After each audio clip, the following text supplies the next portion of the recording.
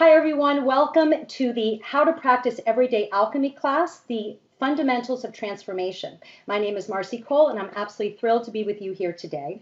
This class is about the whole idea that we've all got stuff, right? We've got problems and disappointments and losses and these kinds of challenges in life and sometimes downright trauma. And so how do we navigate our way through these challenges? How do we stay steady and grounded in the face of them? How do we turn these obstacles into opportunity? So my friends, this is called the alchemy process, also known as transformation. And this idea of alchemy goes back centuries. There's a lot of uses for it. The most common was the whole idea of changing matter, changing base metals into precious metals of silver and gold. So what a great metaphor, the whole idea of alchemizing and changing our life into gold.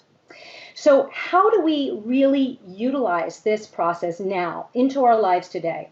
Perhaps you want to transform a relationship with yourself from critic into advocate, your best advocate. Perhaps you want to really renew your bond with your beloved or even find your beloved. Perhaps you want to change your career and your relationship with money from a place of lack and fear to a place of abundance and faith. Whatever it may be in your life, I'm here to tell you and remind you, actually, that it is possible for you to have it all, that you are the goddess and master of your domain and your destiny. So today is the kickoff class of the Everyday Alchemy series. Yay! And we're going to walk through sequentially the big ideas inherent in the transformational process that can be applied to any area of our lives. And I'm going to end every idea with an affirmative thought and a recommended reading. And that is because there's so much power in thought and there's so much power in our language, the words that come out of our mouth. And so I want you to have a lot of encouraging company to use these principles so that they can work well in your life and actually work in your life moving forward. So you ready? Here we go. So idea number one in the transformational process. We titled it, Time to Wake Up, My Darlings. And so, most of us are sleepwalking in life. I mean, it's the whole going through the motions. We get up at the time our alarm says so. And sometimes our daily routines can feel like a gerbil wheel. What happens here when we're sort of sleeping is it disconnects us from our feelings and our dreams and our possibilities. And so, I just had an experience last month where I was walking down Abbot Kinney in Venice, and I was literally, you get a ticket for walking in California, and I wasn't paying attention. But I could see that there were no cars, and I started walking in the middle of the street into a police car, literally into a police car. And the guy and the policeman was like, "What are you doing, crazy lady?" I wasn't paying attention. I was literally sleepwalking across the street. And I paid for it, by the way. Another profound, experience in my own life of this is when years and years ago in my 20s, I was in a marriage with somebody that I loved, but it wasn't the right relationship for me. And I went to the intuitive Sonia Choquette, who's a wonderful author as well. And I sat down, and the first word she said to me was, "Your husband's soul is sleeping." And I thought, what an extraordinary way to put it. She didn't demean him. There were no derogatory judgments against him. It was that his soul was sleeping. And in fact, it was. And he and I are very dear friends today, and we look back, and there was no question he was sleeping through a time in his life as opposed to being really connected to his authentic truth. So the first step in the alchemy process involves this awakening to the present moment. And the present moment is then that our senses become acutely aware, ready to be and to feel and to intuit and to discover. So the first step in getting more awakened is just the beginning. And so you do whatever works for you. What I do when I feel like I want to get out of the sleepwalking phase is sometimes I'll take a walk on the beach, and it's sort of a walking meditation. I'll feel sort of a heel-toe movement. So I get into my body and I get really, really present. Sometimes I'll just rock it out and dance in my living room and get like the energy and flow and life force energy going. At the Miraval Spa, by the way, I learned that heel to toe motion when you're walking, and I remember doing that on a hike.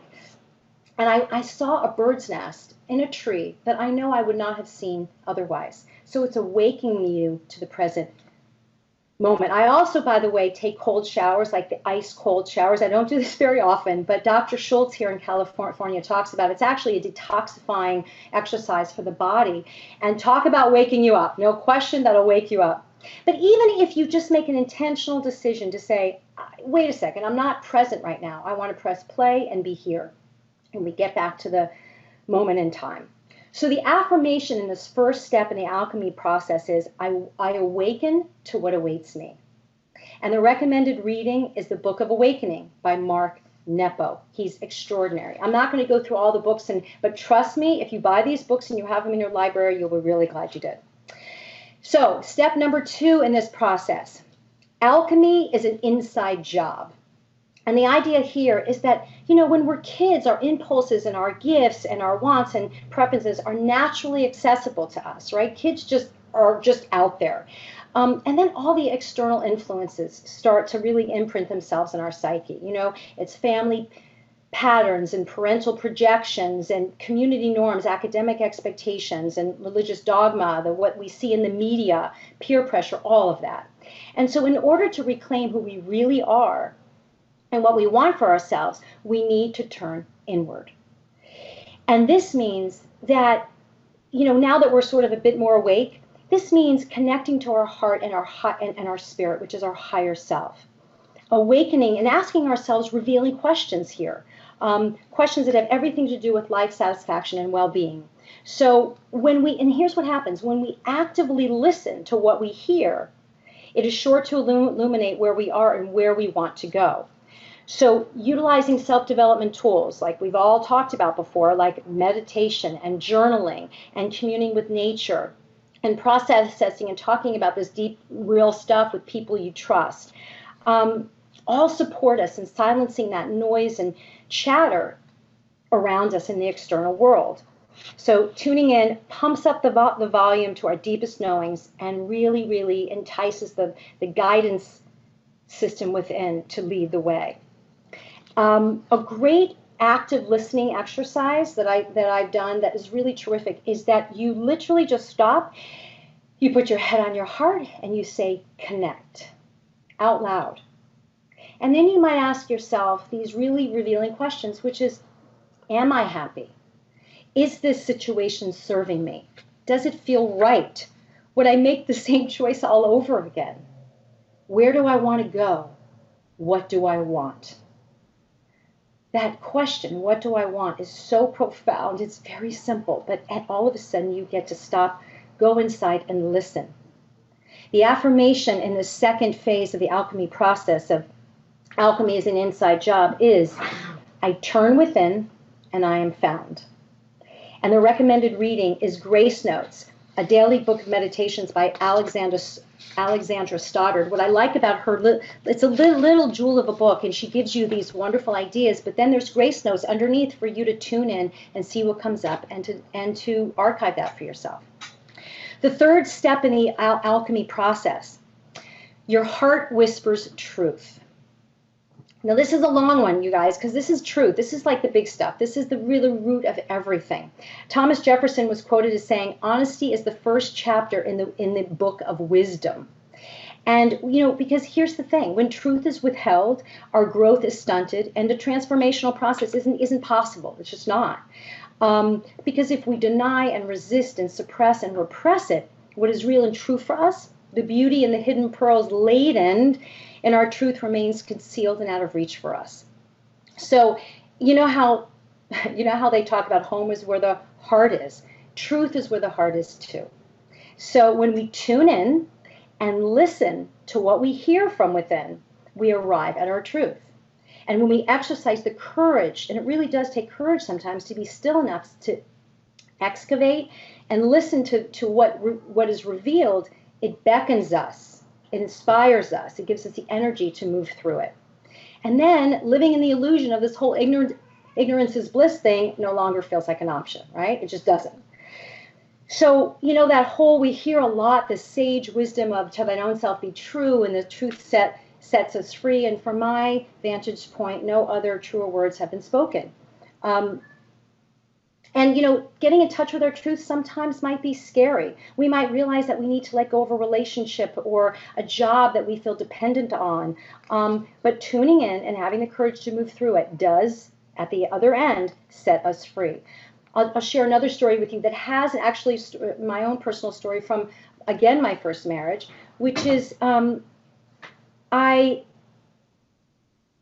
was at Canyon Ranch Spa, and I was in a movement therapy thing.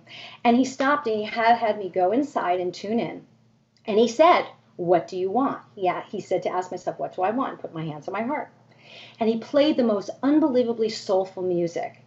And the tears came, the clarity came in an instant. It was almost worth, I hate to say it because I'm a therapist here, but 20 sessions of talk therapy happened. It just got downloaded for me so quickly.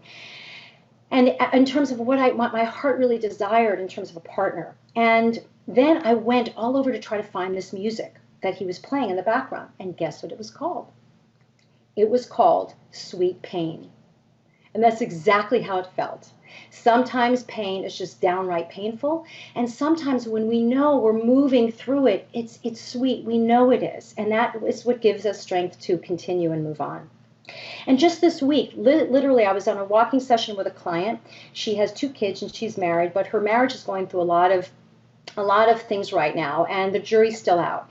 And at first, when she first started talking to me, she was very focused on him and it and what to do about him and it. And she spent years in her life trying to, I call it other-directed versus self-directed, kind of please others and take care of them and say what she thinks they want to hear. And she, as a result, got very disconnected from herself. And so I shared with her, I really encouraged her, I said, your focus right now is not on focusing actually on your husband, but it's on your truth. Every single step of the way in every area of your life. That's all I want you to practice, is just staying in your truth. And when we were walking this week, I said, so her marriage, the jury's still out again. It's unknown, the outcome. He's still in a kind of a funky place. But she said, but I'm saying everything I feel and I think. And I said, how does that feel? And she said, I feel better than I've ever felt in my life. And it's not because her situation at home has necessarily completely transformed itself or the outcome is revealed yet, but she is in her truth and she feels more at peace and she's already alchemizing the process for herself. So I loved it. I love bearing witness to that. It's available to all of us. And the other thing about truth is that we seem to have an easier time being in it when we're kids and when we're older adults. It's like the kids, it comes naturally for them to speak their mind and go with whatever they feel. And as older adults, I think what happens in midlife, we just go, I'm tired of living for everyone else and saying, it's time to start really listening, being in my truth and speaking it and living on my terms. And sometimes in the middle, we get lost. We can get lost in the middle there. And I just had a client, a young adult, who was not on her game, and she was feeling really lost, and she wasn't in her truth, and she wasn't in her truth with a lot of people in her life. And I said to her, if somebody told you the truth 8 out of 10 times, would you trust them? 8 out of 10 times. And she looked at me, she was like processing, and she went, no. And that's right, no, right? Because when we're not in our truth with ourselves or others, we can't have the intimacy and the trust and the integrity that are the foundational requirements for transformation. And actually, I found that Albert Einstein knew this as well. Thank you, Albert. He actually was quoted as saying, anyone who doesn't take truth seriously in small matters cannot be trusted in large ones either. And another quote I loved was from Elvis Presley. He actually said, truth is like the sun. You can shut it out for a time, but it ain't going away. And I love that because that's good news, right? It's good news that it's not going anywhere, but we have infinite choices to get back in touch with our truth anytime, anywhere, any day. So the affirmation in this third step, your heart whispers truth, is my truth is my compass. And the recommended reading is Living in the Light by Shakti Gawain. The fourth idea in the alchemy process is feel your feelings fully. When clients come to me often with feelings of anxiety, which I think is an epidemic in our Western world, I know for sure immediately that they are swallowing or repressing their feelings. And, when we push it down, it needs to come out at some point. And our bodies are usually the vessels to knock on our door and say, hear me, hear me. And it can come out in stomach aches and intestinal distress or migraine headaches or heart rate sweating and panic kinds of disorder symptoms. Because as humans, we so often do so much to avoid pain and discomfort, right? We just do. And so we deny it and we dismiss it and we minimize it and we distract ourselves from it. And sometimes we project it out there in the world, these unwanted feelings onto others. But the truth is, like Elvis inferred, right, before, what we resist persists. We've heard that a lot, and it's true.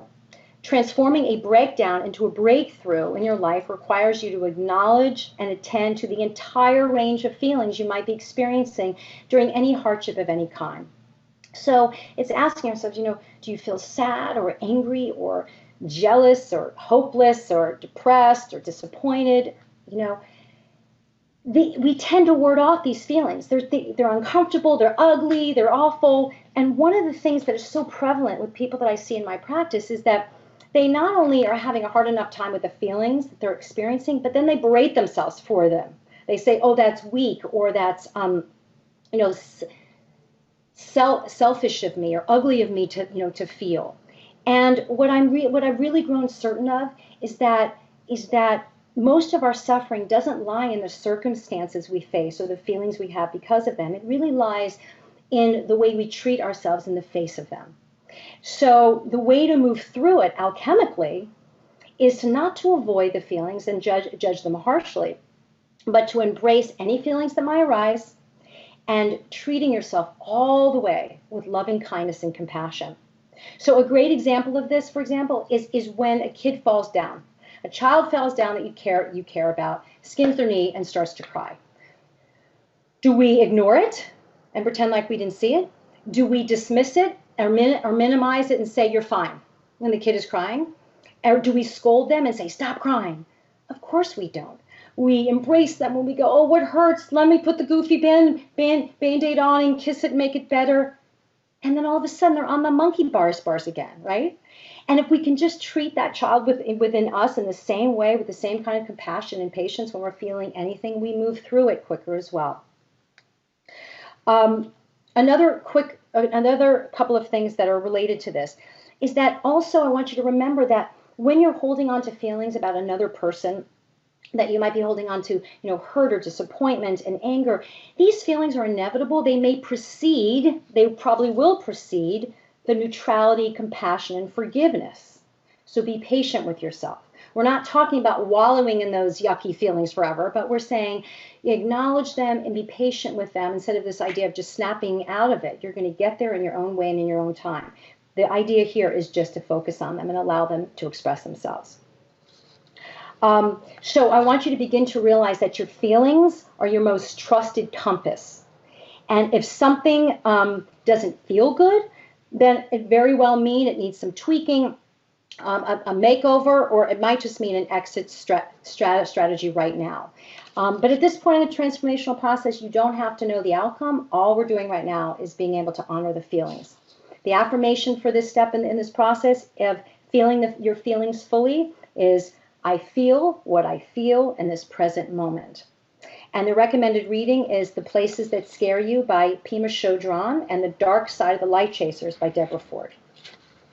Okay, number 5 idea in the alchemy process is surrender to what is. Now, what often prolongs distress in any situation is our attempt to fix it or ward it away, fight it, control it, right, or wish it away. Surrendering in this context does not mean that we're going to give up or feel like we're defeated. It means letting go of what we cannot change. So when we move in to this full acceptance of what is, it frees up our psychic energy, it heals our heart, it leads us into a more peaceful state of mind, all 3 of which are necessary to hold a space for the possibility of transformation. So my 2 favorite quotes about surrender and acceptance are Oprah reiterated one on her show, and I'm not sure who the author is, but I love it. She said, forgiveness is giving up the hope that the past could have been any different. Isn't that great? Forgiveness is giving up the hope that the past could have been any different. The second quote, of course, that I love, which most of us know about, is the Serenity Prayer. I have it on my desk, and it's a common favorite. Again, it's God grant me the serenity to accept the things I cannot change, the courage to change the things I can, and the wisdom to know the difference. If we said that to ourselves honestly every day, wouldn't it just be easier and more graceful, right, and more joyful? So the affirmation in this step is simply, it is what it is. And the recommended reading is The Ecstasy of Surrender, that was just published by Judith Orloff, Dr. Judith Orloff, and of course the classic Loving What Is by Byron Katie. So these first 5 steps in the transformational process, awakening to awakening to the moment, turning inward, getting in touch with our truth, feeling our feelings fully, and surrendering into acceptance, into what is. These are the internal steps in the alchemic process. Now we're moving in steps 6 to 10 to more of the action steps and starting to interact with the external world to help support us in what we want to create for ourselves. So number six step in the alchemic process is the intent. I intend to transcend. Intend to transcend. Because here's the thing. Transcendence requires a perceptual shift to find the hidden treasures and blessings in disguise which are ever present, that are present in any situation in any moment. And here is where you get to make a conscious choice and commitment actually to yourself to transform your challenges into celebrations. So now now let's take stock. You're now at a point where you are motivated with fierce loyalty to face, challenge, and transcend your fears, which have cleverly been described. I don't know if you've ever heard this, but this is great. The fears cleverly described as false evidence appearing real. And this is when your light shines its brightest, as you choose to use everything you've experienced as part of your classroom of life, everything. So think of it as sort of like when the caterpillar, leaves its chrysalis and becomes a butterfly. That's what's happening now. And this stage marks the time when new visions begin to emerge. They're all in great hands with you now because you have the power and potential now to alchemize any dissatisfaction from your past into something positive for your highest good and the good for all. I have a great example of this last week I was speaking to my mother-in-law, who's 91 and who was married for 68 years, madly in love with her husband, and he just passed away a few months ago. And so watching her walk through grief in this way is such a reminder and lesson for me, and so inspiring. First she went deep into grief. She felt her feelings fully. And then she went on a 3-week trip to the lake house with her with her daughter. And she came back and she said, okay, I've accepted, it is what it is. He's on the other side. This is my life now, and I'm going to make the most of it. Then she went in the intention to transcend it. I'm going to make the most of it. Her favorite saying is, everything's coming up roses, darling. And she's even doing it now. And it was their anniversary last week, and I said, how are you feeling? And she said, I miss him terribly every day. She said, but I'm so grateful for having him all those years, and it's nourishment for me every day, she said. It's nourishment.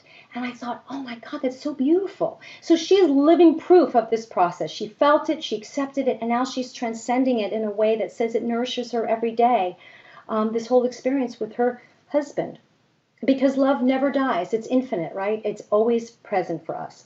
So in this phase of transcending, there's the action of expressing, the action of expression comes into play. So as we begin to speak our truth to others, letting go of those old limiting beliefs and debilitating judgments and shame that held us back before. The affirmation in this step is, I am the most powerful change agent in my life. And the recommended reading is Power versus Force by David Hawkins, MD. And Living Proof, Celebrating the Gifts That Come Wrapped in Sandpaper. Isn't that the most fabulous title? I'm a little biased. I wrote a chapter in it. It's an anthology of awesome stories of resilience, recovery, and renewal. And those 2 books I highly recommend. So number seventh idea in this alchemic process is strategize for success. So Seneca, a first century Roman philosopher, was quoted as saying, luck is where the crossroads of opportunity and preparation meet. So now that we have transcended this internally, the things we want to change, and begun to express that, the implementation of these new intentions require thoughtful preparation and strategic planning.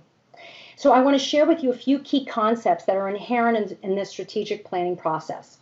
The first is that once you've declared your decision to transmute the situation you want to in the new reality that you seek, it's time to envision exactly what you want to replace it with. And we're talking with specificity and precision. And the second is you develop an action plan, which will organize your thinking about how to manage your time effectively and your efforts efficiently. And the third is setting timelines. And these will be really, really helpful to you to keep you on track and accountable in your pursuit of whatever goal you're wanting to manifest. And finally, the recruitment of a cheerleading team. Hurrah, you. Go you. Go me. Go all of us, right? This is really, really, really important because it helps catapult your personal vision or to even rock a new business venture, which is essential for moral support and delegation and teamwork, right? And so, they talk about prayer becomes exponentially more powerful with a group of people. Well, so everyday alchemy so does too. And so the more people you have on your team, the merrier and the most powerful to move through all this and to manifest what you want. And so, for instance, if we want to sort of put this into an example form, let's say you got over a breakup and you want to transcend that and manifest a new relationship with yourself. So you want to envision exactly the relationship your heart is desiring and wishing for. And then you want to have an action plan. Perhaps it's, treating yourself, filling your own cup every day, the way you would want a lover to love you, really treating yourself that way and loving yourself in that way. Perhaps it's saying, I'm going to get online. By the way, I met my husband online. It happens, people. It happens. So maybe it's, I'm going to put a profile online. Maybe it's tell everyone, start speaking your truth. I'm open and available and ready to meet a fabulous guy or girl or whatever, and put it out there in the world. Perhaps it's, and perhaps it's saying, I'm going to do one thing a week that gets me out there. Anyway, regardless of what it is, these are really, really important things to set up for yourself, to say, this is what I'm going to do to make this happen, at least do my part. And of course, that recruiting a cheerleading team, it's inviting everyone that loves you so much and that wishes for you everything your heart wishes for you and more, and to ask them to hold a space for you, to envision this, and of course, to keep their eyes and ears open for that special person just for you, of course. I love to matchmake. I'm all about it. So the affirmation in the seventh idea in the alchemy process, this strategize for success, is I see myself where I want to be. I am available, prepared, and excited. The recommended reading is Creative Visualization by Shakti Gawain. Okay, we're moving into number 8. So now that we've transcended our former circumstances, everybody, right, and that we've developed strategies of new beginnings, we are time to launch. This is time to launch, step to launch. There are moments before taking right action that allow us to pause and get super present, review our intentions, and declare it official. And creating and utilizing rituals that have been used to mark rites of passage and enhance their meaning, these times in our life that are so meaningful, has been an ancient tradition for centuries across culture, religion, and geography.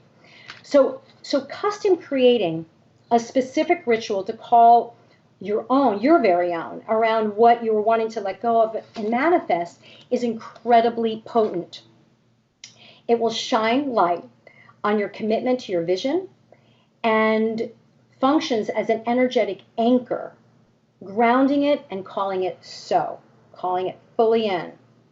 So whether you do this in private or in a circle with others you trust, whatever ritual you choose, it will reflect your new level of consciousness, claiming and launching your transcendent vision into reality. So I'll give you an example. Rosh Hashanah is the Jewish New Year, okay? It invites us to celebrate birth and creation on many, many levels. So there's a ritual called Tashlich, which literally means cast away. And you take breadcrumbs or rose petals and you go to a body of water and you cast away, you let go of any of these remorses or regrets or resentments you might have been holding on to that have been getting in your way. And it might be accompanied with, a prayer or songs. But this is all in the name of stating our intention to return to our true selves. And then you dip apples in honey, which is really delicious, by the way. And this is about calling forth a sweet year, a sweet new beginning, as we enter into this new alchemized future that we are creating. So the affirmation in this number 8 step, time to launch, is the time is now to live my dream. And the recommended reading is The Joy of Ritual by Barbara Bazoo. So number 9, here we go. Number 9 in the alchemic process is just do it, baby. That whole Nike ad, just do it. I used to have this when I was doing my dissertation, my 200 and whatever page dissertation that, oh my God, like a year and a half thing. I had it on top of my desk, just do it. Because there are times you're just exhausted. You want to just kind of give up or you're just tired. But just do it. And this is really about, the idea that every new beginning, business, venture, creative pursuit, and love affair began with a vision and concludes or continues with action. And for those of you who are parents, by the way, your hope is to shepherd your kids, their voice, to find their voice and speak their truth so that they can live out their destiny fully and joyfully, right? And so, every birdie must fly the coop. And so, after walking all these steps of the alchemic process, you, my friend, are ready to fly. You are. I know you are. And so you are primed now and prepared to fully express and share yourself, your dreams, your vision, your accomplishments. So just do it. Just do it. Feel the fear and do it anyway, as they say, and press go. So a great example of this is, which I thought I was so moved by, Christopher Reeves and his late wife. They both passed, and Dana Reeves. I was really, really lucky to have been able to have the pleasure of meeting her years ago. And she told a story. This is when he was still alive too. When he first had the injury, they had a 3-year-old.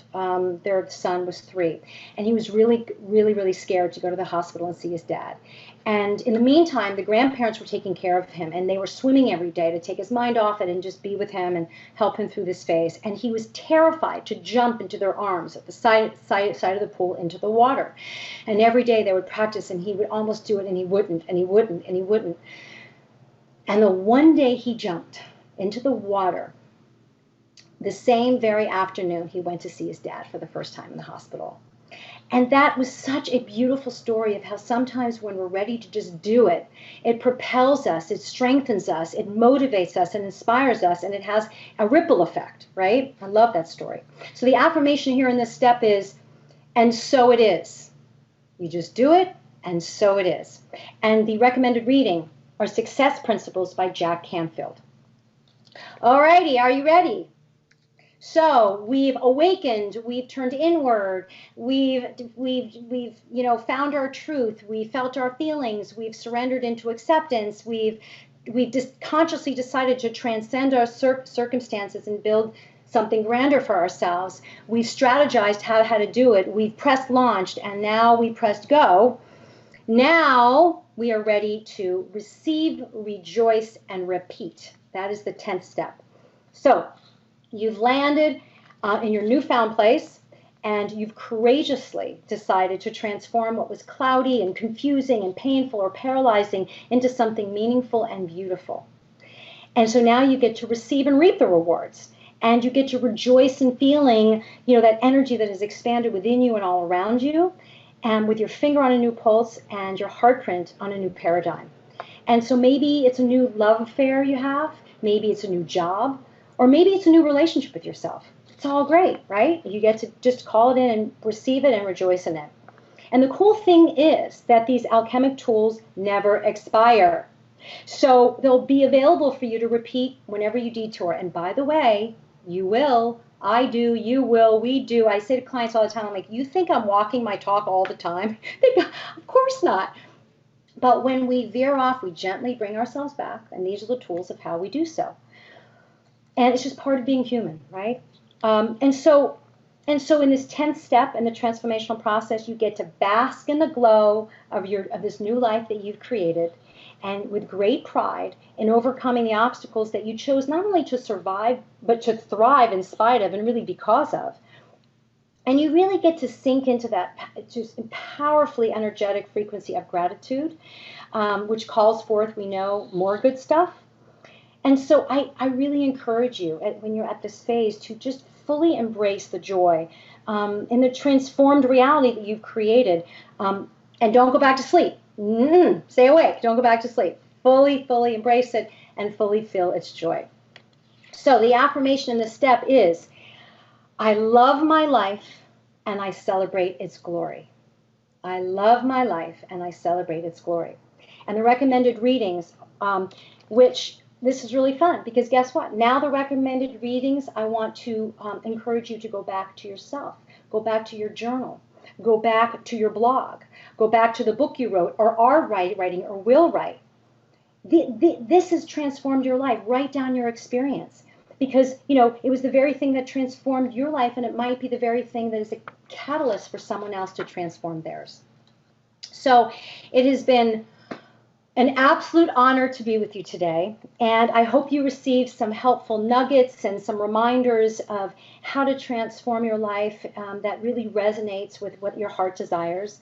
And moving forward, we're going to have classes on the Everyday Alchemy series that's going to be really specified on parts of your life like health and love affair and business and all that good stuff. We're going to get really super specific. And so thank you for tuning in, and stay tuned for what is coming forth for both of us. I so look forward to being together soon, and I thank you for watching. Bye-bye for now.